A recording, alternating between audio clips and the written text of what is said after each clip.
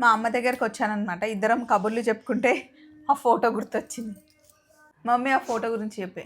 ఆ ఫోటో నువ్వు ప్రెగ్నెంట్ ఉన్నప్పుడు, సరిత, చెల్లి, అందరు శ్రీజ, ప్రెగ్నెంట్ అప్పుడు ఆ పిల్ల ఫోటో చూడు. పిల్లల్ని అంత అందంగానే పుట్టిండ్రులే పిల్లలందరూ. అవును, అది నేను ఫస్ట్ ప్రెగ్నెంట్ ఉన్నప్పుడు గూగుల్లో దొరికింది ఆ ఫోటోని, అంత పెద్దగా చేయించి పెట్టుకున్నా.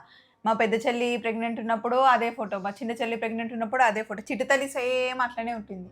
పక్కనుంది మా మమ్మీ, మా పెద్ద తమ్ముడు. మా అమ్మ చూడండి ఎంత సన్నగా ఉందో అప్పుడు. మా పెద్ద చెల్లి పుట్టిన తర్వాత చాలా లావ్ అయిపోయింది, ఇంకా తగ్గట్లేదు ఏంటో. ఆ పక్కనున్నవన్నీ మా పిల్లలు పుట్టినప్పుడు మాకు వచ్చిన గిఫ్ట్లన్నీ అక్కడ అట్లా పెట్టినాం అనమాట. వాళ్ళు ఆడుకున్నాయి అన్నీ వాళ్ళు ఆడుకొని వాళ్ళు పెద్దోళ్ళు అయిపోయారు. ఇప్పుడు అన్ని పైకి ఎక్కాయి. చిట్టి తల్లి వాటితో ఆడదు, అది మనుషులతో ఆడుతుంది.